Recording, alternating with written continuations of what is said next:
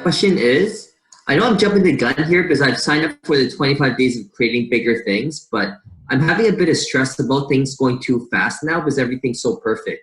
I hate paperwork, but I love working with kids. And now I have a situation with work where I deal with all the challenging kids, which I love.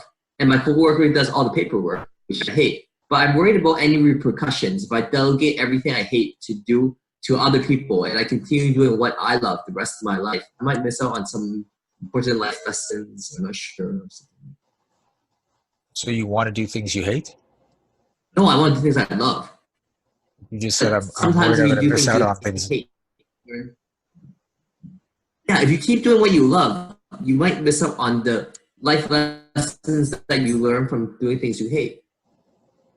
You keep doing things you hate, you might just be stuck in these lessons forever. I want to just keep doing what I love. So, oh shit. So I can just wow. So I can just keep doing what I love then. So this is the thing: are the things that you hate bad things? No. Okay, so the things that you hate, can other people love them? Yes. In fact, my coworker loves doing all the paperwork that I hate. So you've created a situation where you're doing everything you love and he's doing everything that he loves. Yeah. And you think that's not a good situation? You should probably change that because you're missing out on things? No, I love it, but it's so it's so new for me that I'm like, I'm like in shock that it's happening. Okay. Like, so you want to stop it so you're not in shock?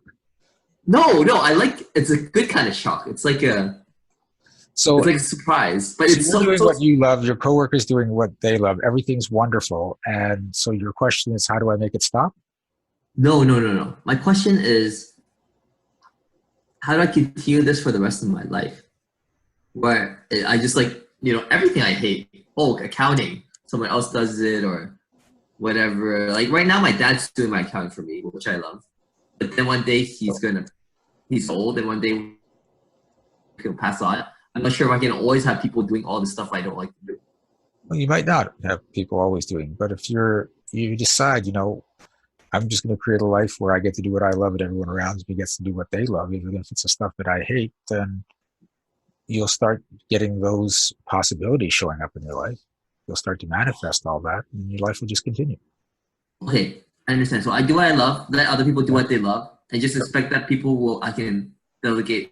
People might be able to do some stuff that I don't really enjoy if they love it too. So yeah, I get it. Okay. So it's just like a conceptual thing, not really a belief thing.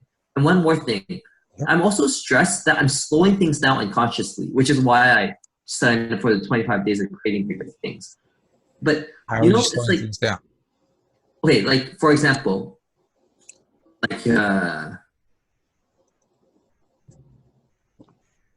well, my coworker, which I mentioned, is like a really beautiful person. And initially when I thought, oh, you know what, like I'd be interested in pursuing something with this kind of person.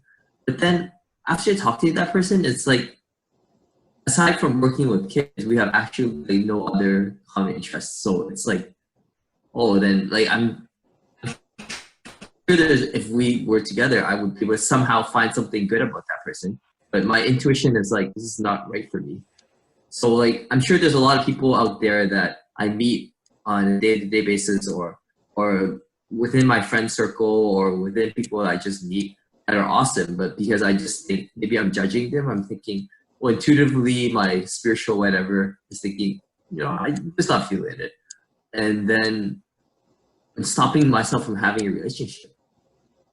And that's stressful because it's like I've been wanting one for a very long time, and it's like, and I'm like sifting everybody out of my thinking just because I think.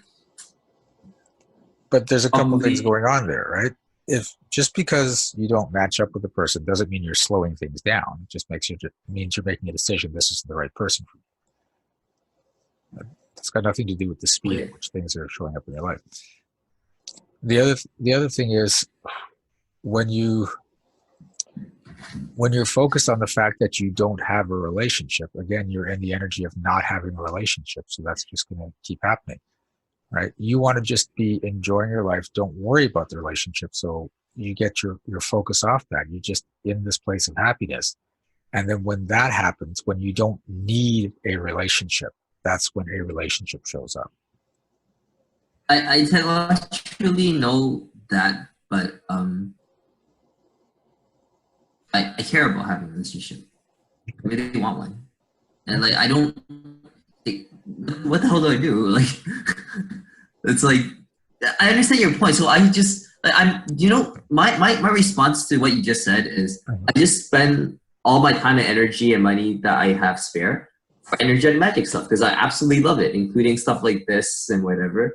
And I'm getting meetings with girls and stuff like that. Everything seems to be progressing, but it's just slow. It's like, yeah, like things are progressing. I'm having better conversations. Like I'm having smoother flirting or whatever. Everything like with different people, everything's going really well. It's just like a snail's pace of like towards like a relationship that may or may never come for the rest of my life.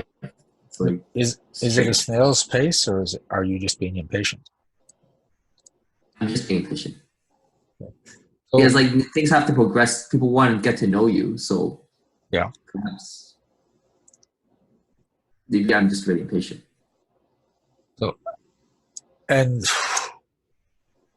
So that's another thing that affects the energy is like you have to make this happen. It's got to happen now. You're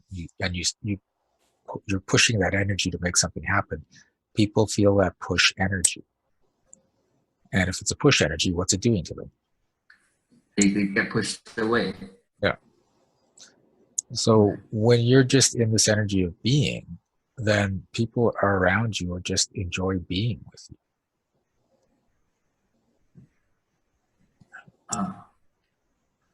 So there's when you're